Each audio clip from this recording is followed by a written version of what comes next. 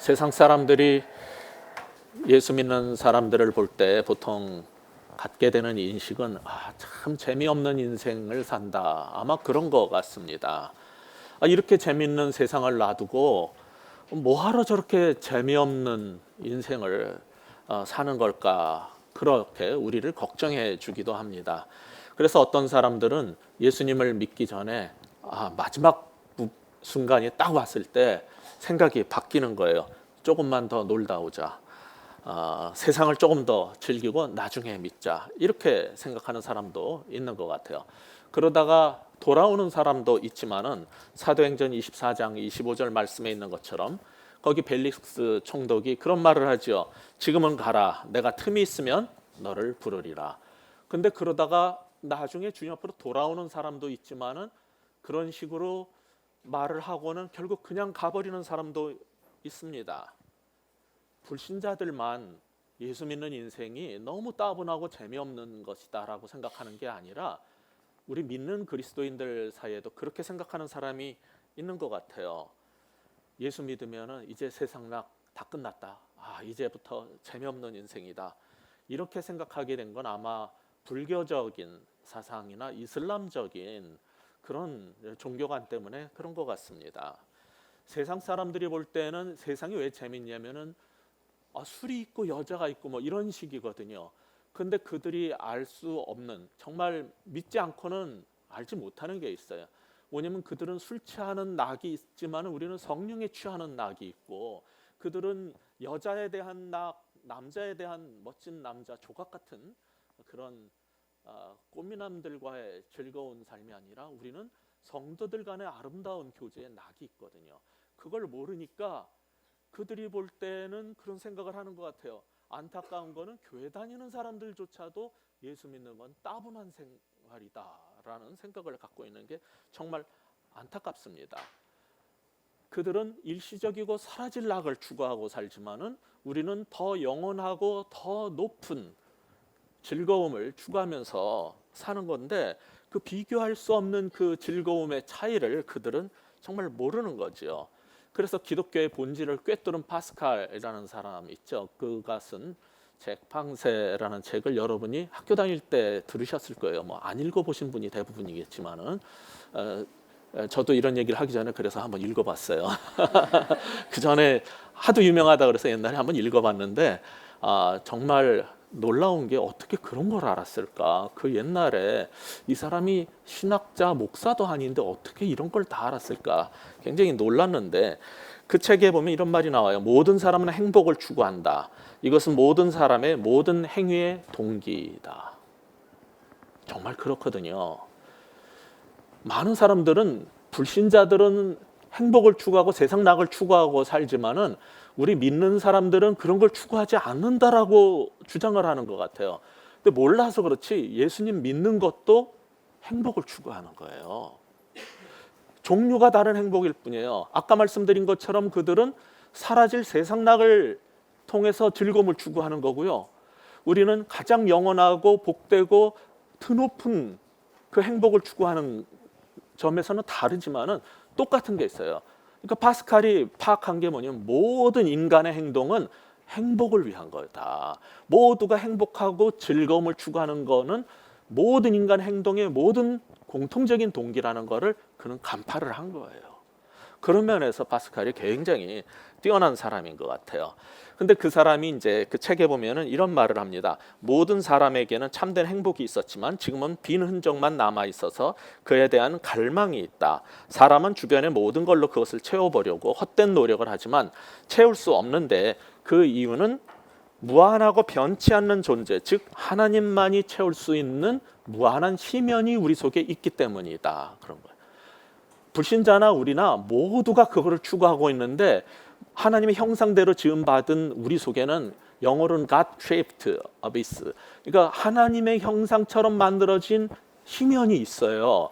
근데 세상의 술과 여자와 돈과 명예와 어떤 즐거움으로 취미로 채우려고 해도 이게 짝이 안 맞는 거예요. 그러니까 계속 목마를 뿐인 거죠. 그러니까 결국은 인간이 가장 완전한 행복에 도달하려면은 하나님이 원래 우리 속에 남겨주셨던 그 빈 흔적인 하나님 형태의 행복, 채워지기 전엔 이게 만족이 안 되는 거예요. 그래서 세상 사람들은 계속해서 그걸 채워보려고 계속 끊임없이 세상 낙을 더 큰 만족을 향해서 나아가는 거죠. 근데 이게 교회 다니는 사람들 가운데서도요, 그런 문제가 있어요. 교회는 다니는데 정말로 구원받는 믿음을 갖지 못한 사람, 거듭난 경험이 없는 사람들은 세상 사람들하고 똑같이 교회도 다니고 세상 낙도 똑같이 추구하고 있어요. 왜냐하면 교회 다닐 때는 예배 나오면 경건하고 거룩한 것 같은데 채워지지 않은 갈망이 있잖아요. 그거를 말씀으로 하나님으로 채울 때의 기쁨을 알지 못하는 거예요. 거듭나지 않았으니까. 그러니까 교회는 주일날 다니고 주중에는 세상 낙을 여전히 똑같이 추구하는 거죠. 그러니까 그들은 계속 이걸 주옵소서 저걸 주옵소서 계속 달라고 그러지만은 이거 안 채워집니다. 근본적으로 그 모양에 맞는 게 들어오기 전에는 절대로 안 채워지게 돼 있어요. 그렇지만은 참으로 거듭난 사람들에게는 세상이 알지 못하는 기쁨이 있거든요. 그게 바로 예수님께서 수가성에서 요한복음 4장에 보면은 사마리아 여인을 만나가지고 그에게 하셨던 말씀인 거죠. 다시 영원히 목마르지 않는 생수를 주겠다. 그것을 만나게 되고 그 생수를 마시게 된 이 여자한테 무슨 일이 벌어졌습니까? 요한복음 4장 28절 29절 보면은 이 여자가 6번째 남자랑 살고 있어도 채워지지 않고 해결되지 않았던 목마름이 해결이 돼버린 거예요. 그래서 이 여자는 사람들 보기가 불편해가지고 물들어 나가지 않는 대낮에 슬쩍 가서 물 떠오던 사람이 물동이를 내동댕이 치고 사람들이 와글와글 모여있는 도심 한가운데로 뛰어들어가가지고 이 사람을 봐라, 이게 누군지 아느냐, 자기가 만난 참된 기쁨과 행복을 전하기 시작하게 된 거예요. 근데 여기서 재밌는 건 뭐냐면 이 사건이 끝난 다음에 제자들이 예수님한테 아이고 목사님 배고프시죠? 아이고 말씀 전하시느라 그렇게 길게 얘기하시고 배고프시죠? 이것 좀 드세요. 그랬더니 예수님이 뭐라 그랬습니까? 32절 34절에 보시면 이런 말씀이 나와요. 나는 너희가 알지 못하는 먹을 것이 있다. 있긴 뭐가 있어요? 아무것도 드신 게 없어요. 근데 나는 너희가 알지 못하는 먹을 것이 있다 하시면서 나 보내신 이의 뜻을 행하며 그의 일을 온전히 이루는 것이라는 거예요. 어떤 사람은요, 먹어도 배가 고파요. 세상 낙을 술과 여자와 모든 권력과 모든 걸 추구하고 아무리 애를 써도 끊임없이 배고파요. 근데 어떤 사람은 밥을 안 먹어도 행복한 게 있는 거예요. 예수님은 그거를 본인이 알고 우리한테 영원히 목마르지 않는 그 생수를 주시고 싶으셨던 거죠.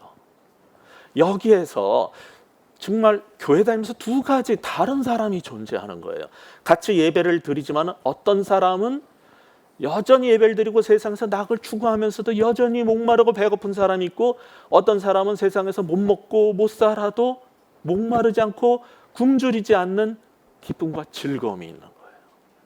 이 차이를 경험하지 못한 사람이 과연 구원받는 믿음을 가진 하나님의 자녀라고 말할 수 있을까? 궁금한 거예요. 그렇다면은 하나님을 믿는다는 것은 무엇을 말하는 겁니까? 기쁨의 하나님을 만나서 그 기쁨에 잠기는 게 하나님 믿는 거예요. 그게 기독교 신앙의 본질인 거예요. 시편 43편 4절에 보시면 이런 말씀이 나옵니다. 그런즉 내가 하나님의 제단에 나아가 나의 큰 기쁨의 하나님께 이르리이다. 현대인의 성경은 이 부분을 뭐라고 번역을 했냐면은 주는 나에게 최대의 기쁨입니다. 성전에 왜 나갔어요? 성전에 가서 한 게 뭐예요? 좋은 말씀 듣고 종교 활동을 하고 스스로 자만에 빠져가지고 나는 오늘도 예배를 드렸어, 나는 경건한 사람이야 하는 게 아니라 하나님을 믿는 사람들의 공통적인 특징이 있는데 그게 뭐냐면 주님은 나의 최대의 행복입니다. 하나님이 나의 최고의 기쁨이라는 것을 발견한 사람, 이게 진짜 거듭난 사람의 특징인 거예요. 그래서 세상 사람들이 저 사람 예수 믿고 달라졌네 할 때 뭐 보고 달라졌다고 말하는지 아세요? 우리가 교회 다니면서 설교를 통해서 들은 교리, 우리가 성경 공부에서 알게 된 성경 지식을 듣고 와 어떻게 다 알지 그래가지고 역시 예수 믿는 사람은 달라 뭐 이렇게 말합니까? 난 그런 사람 별로 본 적이 없어요. 저 사람 예수 믿고 달라졌다 할 때 뭐냐면은 이전에는 세상의 모든 짐을 다 짊어지고 사는 사람처럼 항상 우울하고 막 이러고 살던 사람인데 어느 날 갑자기 별것도 없는데 싱글싱글 하고 돌아다니는 거예요.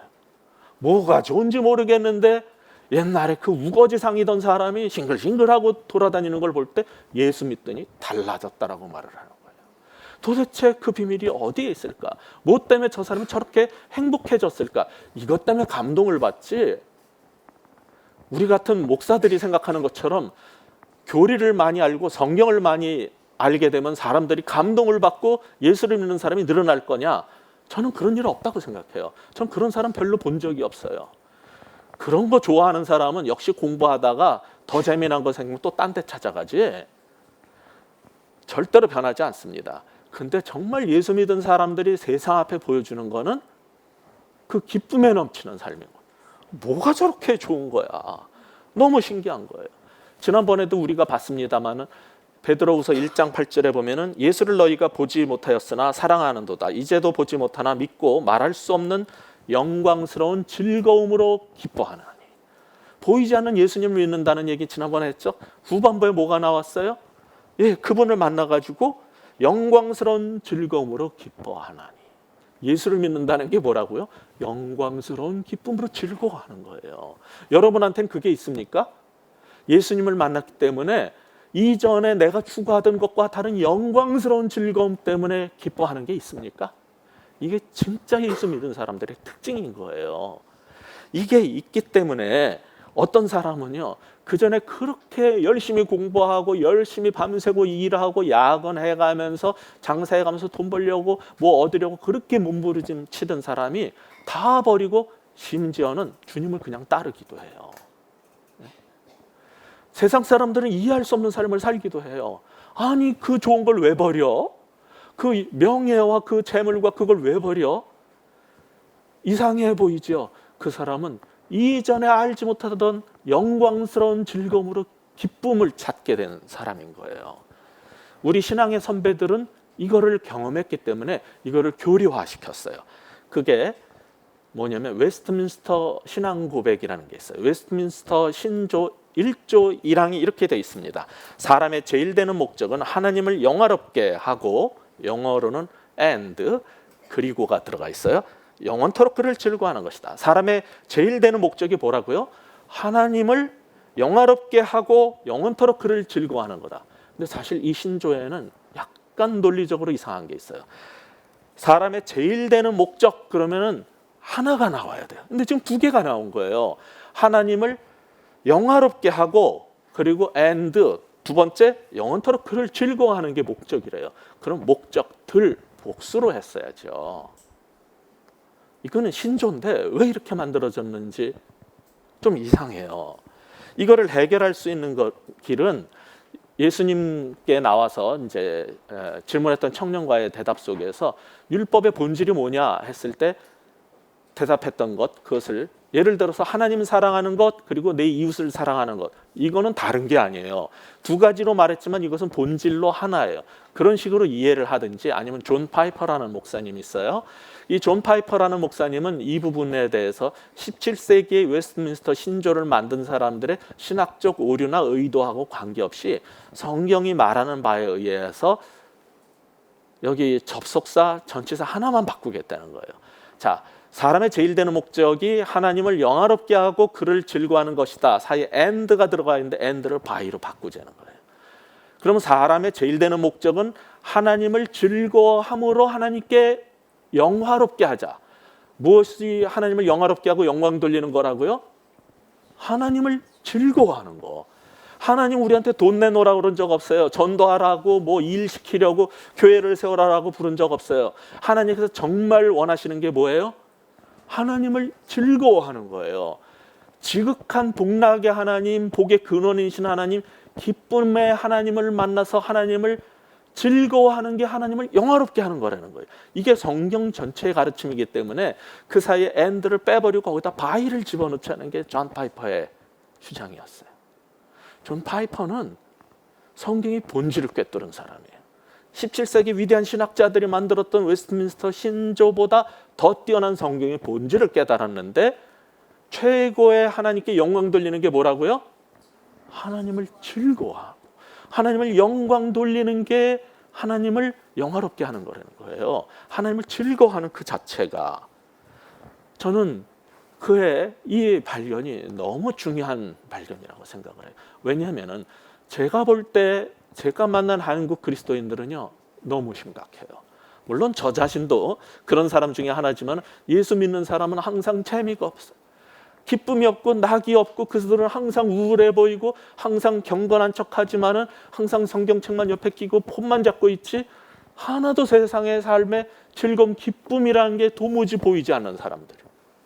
하나님이 그걸 보고 얼마나 영광을 받으실까요? 하나님은 즐거우셔요. 하나님은 기쁨이 넘치시는 분이에요. 근데 자기를 믿고 난 사람들이 다 우울해졌어요.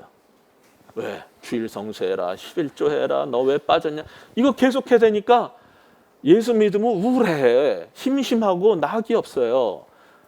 어디 친구들 만나보세요. 너 예수 믿으니 야, 술도 안 먹고 담배도 안 피우고 무슨 낙으로 사냐? 맨날 이 소리 들을 때 그게 자랑이야 그냥. 아니 우리도 즐거운 게 있다는 걸 좀 보여줘야 되는데 예수 믿고 나서 처음에 거듭났을 때만 즐거웠지 반짝 오래 교회 다니면 다 우울해요. 아니 어떻게 기독교를 이렇게 만들어버릴 수가 있어요? 이건 잘못된 겁니다. 하나님은 그런 하나님이 아니에요. 하나님은 기쁨의 하나님인 거예요. 극락의 하나님이라고 구약에서는 표현해서 극락, 지극한 기쁨. 하나님은 극락의 하나님, 그 불교의 극락이 아니라 최고의 기쁨의 하나님인 거예요. 근데 어떻게 그 하나님을 만난 사람이 안 즐거울 수가 있냐 말이에요. 그건 정말 이상한 겁니다. 제가 지난번 설교할 때 신앙의 김나지움에 대해서 말씀을 드리면서 성경이 말하는 구원의 확신이 무엇인가에 대해서 말씀을 드렸어요. 그것은 내 미래가, 장래가 천당 가는 티켓이 보장됐다는 게 구원의 확신이 아니라는 얘기를 했어요. 그래서 지금 개판으로 살아도 된다, 난 천당 갈 게 보장돼 있다, 이건 성경이 가르치는 바가 아니라고 그랬어요. 성경이 말하는 구원의 확신이라는 건 뭐냐면 하나님의 신실하심에 대한 의뢰예요. 하나님이 나와 맺었던 그 언약에 대한 신뢰고, 하나님은 나를 택하셨고 은혜를 베푸시고 자녀로 삼았으면 끝까지 나를 어떻게든 붙잡고 가서 오늘은 잠깐 쓰러져도 다시 일으켜 세워가지고 결국은 주께서 그를 구원하셔서 마지막 날에 하나님의 새 예단에 들이실 거라는 것을 믿는 게 구원의 확신이지, 나 영접 기도했으니까 난 어떻게 살아도 천당이야, 이딴 거는 이거는 세상적 가르침이지 성경이 말하는 구원의 확신이 아니라고 제가 분명히 말씀을 드렸어요.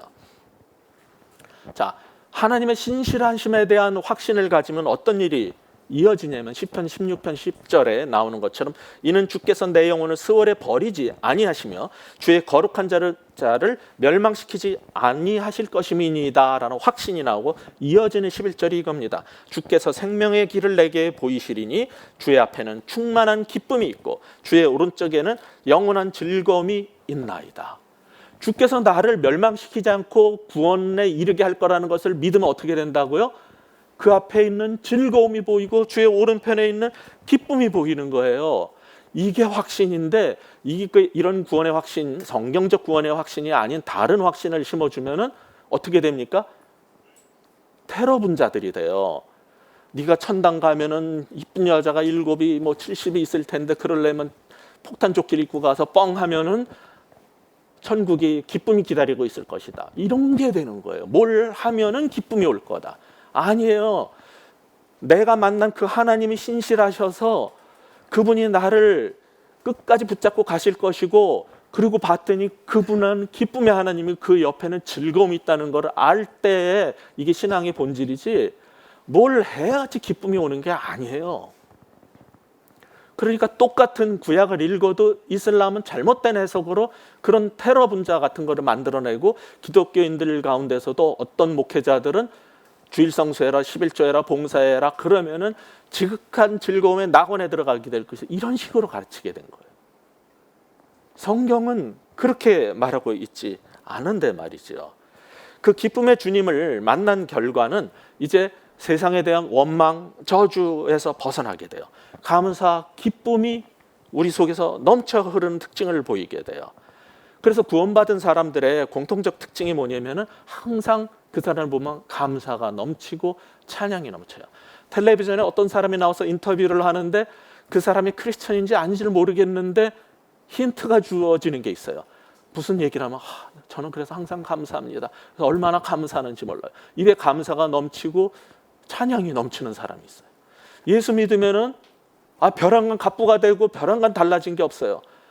똑같이 커피숍에 가면 줄은 왜 여전히 이렇게 긴지 몰라요. 서 있으면서도 찬양이 넘치고 버스 기다리면서 이놈의 버스가 왜 안 와? 이러지 않고 그의 입속에서 찬송이 넘치고 이게 달라진 거예요.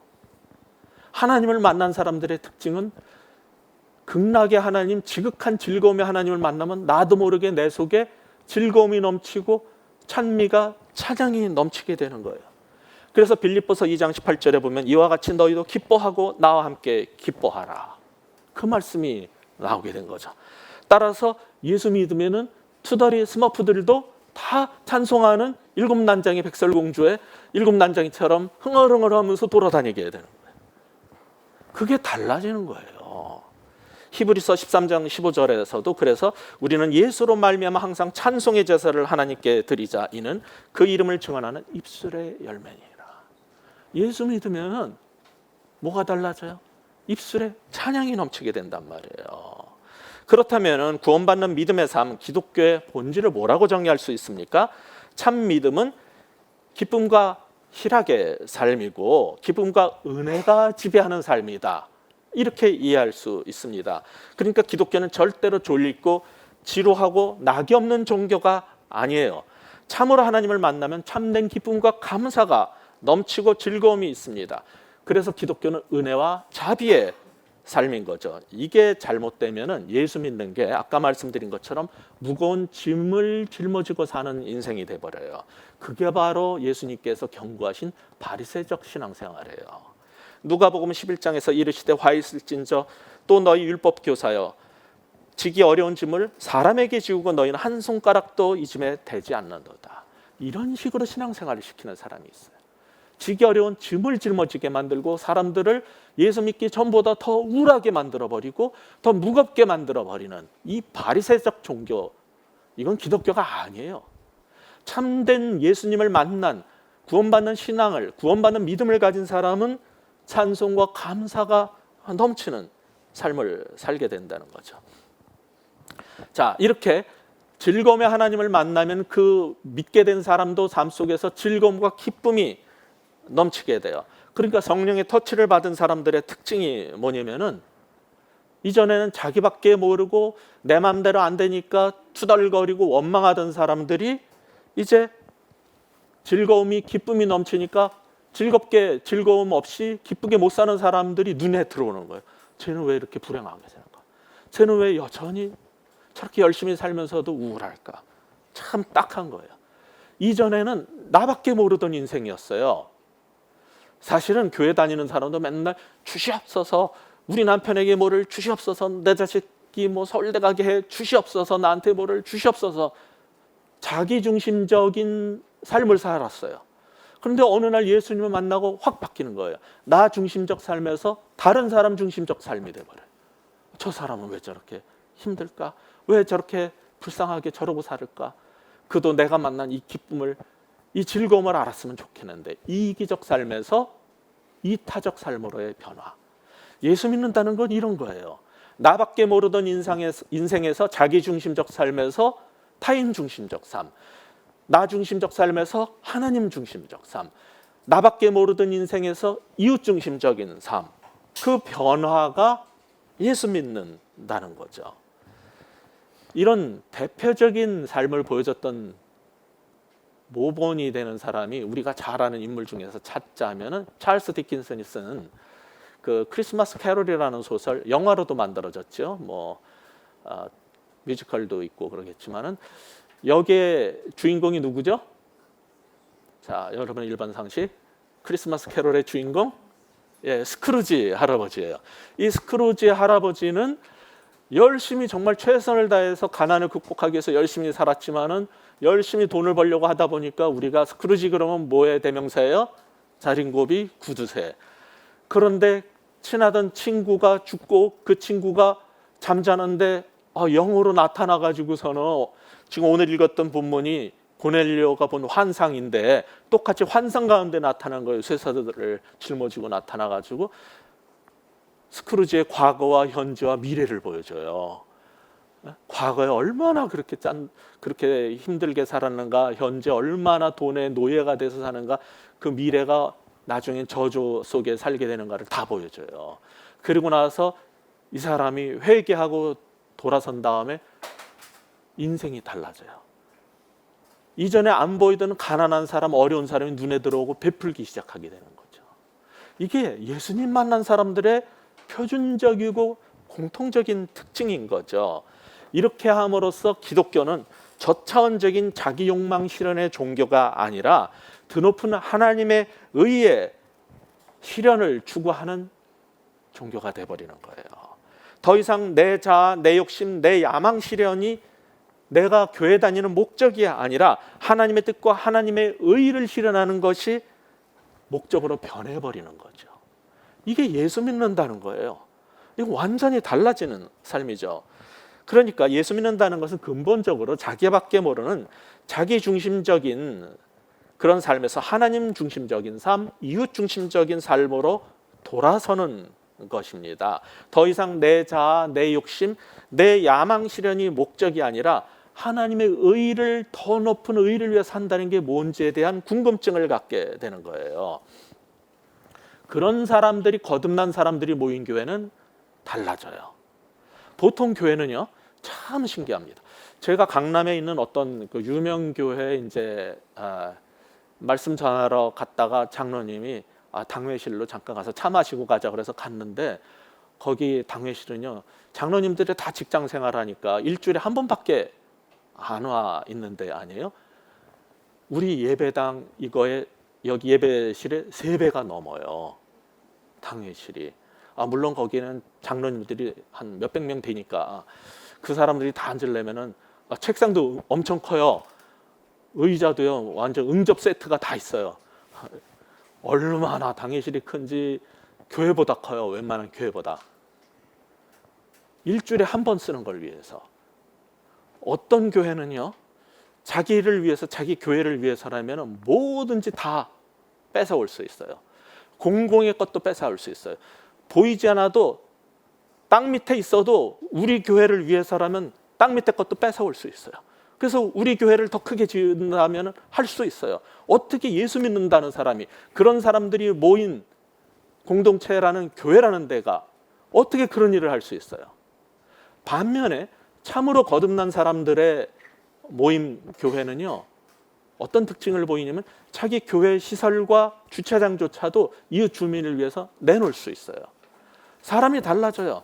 모든 게 자기 중심적으로 돌아가야 되는 그리스도인들이 아니라 모든 게 교회 중심적으로 돌아가야만 하는 그러한 이 신앙생활이 아니라 어떻게 하면 세상과 이웃과 다른 사람을 위해서 내가 가진 것을 내놓을 수 있고 베풀 수 있을까로 시각이 완전히 바뀌게 돼요.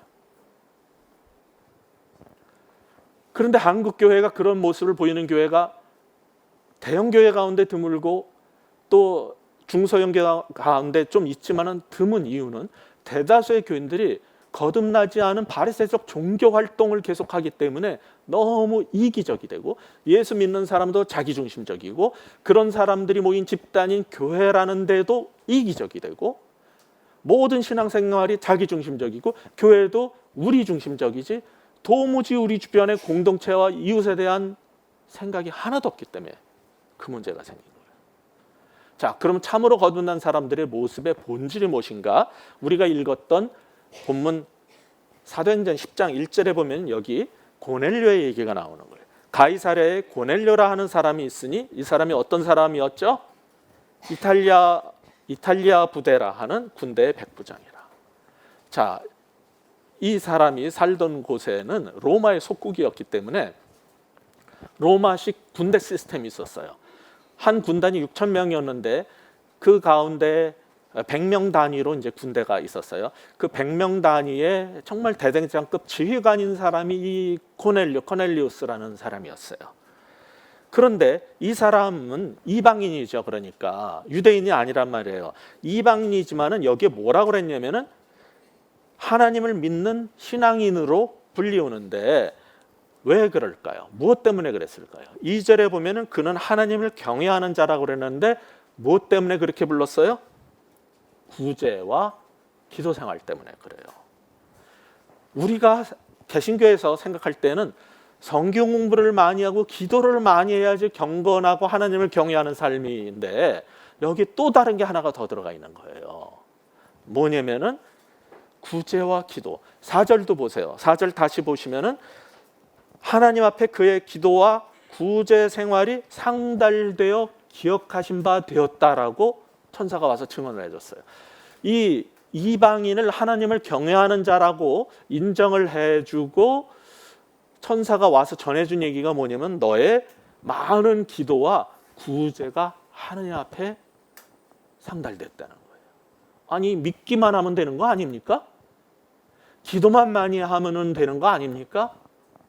고넬료가 이 사건은 굉장히 중요한 사건이에요. 왜냐하면 사도행전 전체에서 유대적 기독교에서 이제 이방적 기독교로의 전환점을 터닝 포인트를 만드는 굉장히 중요한 장면이에요.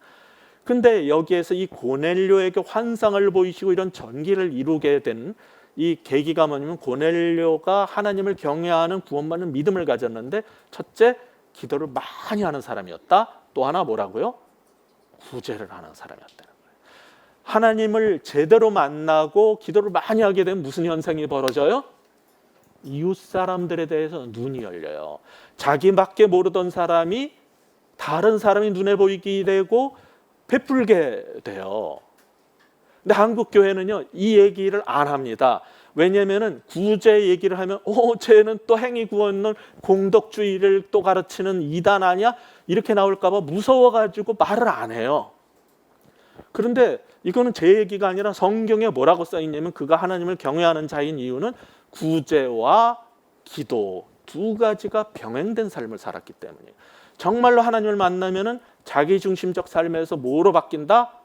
이웃에 대한 눈이 열리고 그들에게 베푸는 삶으로 변화되게 돼 있어요. 예를 하나 더 볼까요? 조금 앞에 보시면 9장에 다비다라는 여자 얘기가 나오죠. 36절에 보시면은 욥바의 다비다라 하는 여제자가 성경에 여제자라는 단어가 쓰인 유일한 인물이 있어요. 그 사람이 이 다비다. 이 다비다라는 말은 그리스어고 아람어고 그리스어로 바꾸면 토르카스, 이 도르카라고 번역된 이 말이에요. 똑같은 뜻이에요. 의미로는. 그래서 이 아람어 이름하고 그리스식 이름이 두 개가 다 등장하는데 이 여자 도르가가 유일하게 여제자라는 호칭을 받은 사람이에요. 굉장히 신앙이 정말 제대로 된 사람이란 뜻이죠. 근데 이 여자의 특징이 뭡니까? 이 여자 역시 선행과 구제하는 일이 심히 많더니 도르가는요 정말 믿음이 좋은 예수님을 따라 사는 제자였어요. 동시에 그를 표현하는 말은 구제와 선행을 하는 사람이라는 거예요. 이게 성경이 지금 계속 가르치고 있는 것 중에 하나거든요. 사실 구원받는 믿음을 가지면은 이기적이고 자기중심적이고 다 움켜쥐려고 하는 욕심을 포기하게 되고 이웃을 향해서 마음을 열고 베풀게 돼 있단 말이에요. 그거를 지금 계속 보여주고 있어요. 저는 지금 분명히 말씀드리지만은 이런 선행과 구제가 구원받는 조건이라는 것이 절대로 아님을 분명히 말씀드립니다. 선행과 구제를 해야지 천당 간다는 뜻이 아니에요. 제가 지금 강조하고 싶은 건 뭐냐면은 정말 구원받는 신앙을 가졌다 하면 그 사람이 예수님을 지극한 복락의 하나님을 만났다 하면은 기쁨이 넘치고 내가 즐거움과 기쁨이 넘치게 되면 그러지 못한 불행한 사람들이 눈에 들어오기 시작하고 그러게 되면 그들에게 베풀게 된다는 거예요. 하나님은 자비와 긍휼의 하나님이에요. 그러니까 내 속에서도 그 즐거움과 자비와 긍휼의 하나님이 내 속에 자리를 잡고 성령이 충만하게 되면은 못 먹고 못 살고 불편하고 힘들고 그런 사람들이 눈에 띄기 시작하고 가진 것을 베풀게 돼 있어요. 그래서 성경에 나오는 모든 하나님 만난 사람은 기도를 심히 많이 하고 말씀을 따르고 하나님을 따르는 경건한 제자의 삶을 살지만 동시에 구제의 삶을, 선행의 삶을 다 살았어요. 이런 얘기를 하면은 이게 공덕주의니 뭐 행위 구원론이 이딴 소리를 하는 사람이 성경을 잘 모르는 사람이에요. 우리나라 기독교는 아주 가벼운 성경 공부에 의해서 지금 만들어진, 신학교는 나와도 제대로 성경이 말하는 바를 충분히 다 다루지 않고 계속 어떤 그 한 가지 주장만을, 왜 그러냐면 가톨릭적인 영향이 너무 셌기 때문에 반발 때문에 이 얘기를 반대편으로 너무 많이 간 거예요. 성경이 말하는 균형을 잡으셔야 돼요. 믿음과 함께 선행은 함께 가는 거예요. 구제가 어떻게 없을 수가 있어요. 이 관점에서 여러분한테 선한 사마리아인이 되라 그런 거고 이웃을 사랑하라고 그런 거지, 아니 밑도 끝도 없이 그냥 믿음 얘기하다 그 얘기가 왜 나오겠습니까? 그게 믿음의 본질이기 때문에 나온 거예요. 그게 어떻게 구별될 수가 있습니까? 근데 한국 기독교는 이게 안 되기 때문에 세상으로부터 욕을 먹는 거예요. 제가 여행을 하다가 보면은 한국 사람 가운데 상당수가 요즘에는 가톨릭 교인이에요. 어떤 고등학교 선생님을 만났는데 35년간 고등학교 수학 선생으로 살던 분인데 교회를 다니다가 때려치고 너무 실망을 많이 해서 가톨릭으로 옮긴 할아버지를 만났어요. 그 할아버지 얘기도 그거예요. 기독교인들은 너무 못됐다는 거예요. 이기적이고 교회도 이상하다는 거예요. 가톨릭은 안 그렇대요. 어디 곳곳에 가면 이건 변명을 해야 돼요. 원래 기독교는 그렇지 않습니다. 우리 기독교도 똑같이 예수 믿으면은 이웃을 사랑하라는 말씀 우리도 믿고 선한 사마리아인이 되라는 말씀도 알고 그렇게 삽니다라고 가르쳐주고 싶은데 자기가 본 교회는 안 그렇다는 거예요. 모든 기독교인들이 안 그렇다는 거예요. 예수 믿으면 다 우울하고 술 담배만 안 할 뿐이지 이기적이고 못됐고 만나면 재미가 없고 남을 하나도 안 돕고 교회는 지네 교회만 크게 지으려고 그러지 다 못됐다는 거예요. 그래서 가톨릭으로 가고 있어요 지금. 이거 누가 만든 일입니까? 우리들이 만들었어요. 특히 저 같은 목사들이 잘못 가르쳐서 교인들을 그렇게 만들어 놓은 거예요. 여기 본문에 나타난 고넬료는 그런 신앙을 보인 적이 없어요. 여기 도르가도, 이 다비다 이 여자도 우리 현대 한국 교회 같은 신앙생활을 하지 않았어요. 그는 분명히 자기중심적 자기밖에 모르는 신앙생활에서 완전히 돌이킨 삶을 살았어요. 이웃이 눈에 들어오고 가난한 사람이 눈에 들어오고 안타까운 사람들이 눈에 들어오는 삶을 그들은 공통적으로 살게 된 거예요. 제가 신학교 다닐 때 그 고등커널의 교회사 교수 중에 윌리엄 나이슬 커라는 교수가 있었어요. 이 교회사 교수님이 수업 시간에 정말 그 노구를 이끌고 얼마나 열렬하게 이게 신학교 강의인지 이게 설교인지 모를 정도로 막 뜨겁게 가르치다가 그냥 그 자리에서 쓰러지셨어요. 그래서 우리는 돌아가시는 줄 알고 전부, 여러분 미국 사람들은 기도 안 하는 줄 아는데 미국 사람들도요 그럴 때 통성으로 정말 손을, 앞에 있는 사람은 손을 얹고 전부 다 뜨겁게 기도했어요. 119 앰뷸런스가 와가지고 싣고 가고 그다음에 다시 돌아오셔가지고 또 강단에 또 섰어요. 그리고 또 가르치시다가 은퇴를 하셨는데 마지막 은퇴 예배를 드렸어요. 근데 학생들 채플에서 은퇴 예배를 드렸는데 졸업생들이 소문을 듣고 왔어요. 그리고 그들이 한 얘기가 있어요. 이분 커 교수는 He is a man of God. 그는 하나님의 사람입니다. 제가 공부할 때 그 정말 돈이 없어가지고 다 부서진 차 타고 가다가 학교에 수업 끝나고 가서 차가 고장 났을 때 그분은 넥타이를 풀고 차 밑으로 기어 들어가가지고 기름을 다 뒤집어 쓰면서 제 차를 고쳐주신 분입니다. 이분은 신학자이기 전에 하나님의 사람입니다. 그리고 어느 목사님이 하고 들어갔어요. 또 한 번, 이분은 하나님의 사람입니다. 내가 힘들고 고통스러울 때 나를 찾아주시고 손을 잡고 기도해 주셨고, 이분은 정말 하나님의 사람입니다. 내가 곤경에 처했을 때 이렇게 나를 도와주시고 또 물질로도 필요한 것들을. 그러니까 한 명도 목사님들이, 졸업한 목사님들이 이분의 교회사의 신학이 어떻고 얘기를 하는 사람은 저는 한 명도 못 봤어요. 다 목사고 신학자인데 이분이 하나님의 사람이라는 이유는 그는 삶의 모본을 보이고 우리들을 사랑했고 행동으로 보여줬다는 것을 전부 다 간증하는 거예요. 그때 제가 기도했어요. 하나님, 저도 죽는 마지막 순간이 되었을 때 사람들이 저 사람은 하나님의 사람이었다라는 말을 듣게 해주옵소서. 내가 가르치고 내가 전하는 그 얘기는 잊어버릴지언정 나도 하나님의 사람으로 기억될 수 있게 하여 주옵소서. 제가 저의 은사를 통해서 결심한 거예요. 물론 아직 그렇게 못 살아요. 너무나 부족하지만은 정말 하나님의 사람들의 특징이 뭔지 아세요? 대단한 신학을 가진 게 하나님의 사람이라는 걸 규정하지 않아요. 저는 신학 교수이기 때문에 성경을 좀 더 정확하게 설교하고 정확한 신학을 저는 강조하는 사람이에요. 그러나 이제 깨달은 게 있어요. 아무리 신학이 옳고 그르고 바르고 그딴 거 다 소용없고 세상 앞에서 정말 중요한 것은 하나님의 사람답게 하나님의 지극한 그 기쁨과 즐거움을 보일 수 있고 그 하나님을 만났기 때문에 이웃 사람들이 눈에 들어와서 나밖에 모르는 기도하던 사람이 그들을 위해서 중보할 수 있게 되고 나밖에 모르던 우리 교회가 세상을 걱정하게 되고 세상을 위해서 교회당을 내놓고 정말 주차장을 내놓을 수 있고 바뀌는 거. 이게 예수 믿는 것이지 세상에선 그걸 통해서 하나님은 살아계시다라고 말하지 내가 전하는 그 교리 성경의 몇 구절 때문에 그들이 하나님을 만나지 않는다는 거예요. 우리는 왜 이렇게 된 걸까?